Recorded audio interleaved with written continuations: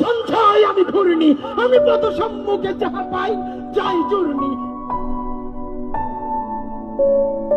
একটি নাম, একটি প্রতিবাদ এবং একটি অসমাপ্ত বিপ্লবের গল্প। তিনি ছিলেন রাজপথের লড়াকু সৈনিক, জুলাই বিপ্লবের অন্যতম নায়ক শরীফ ওসমান হাদি।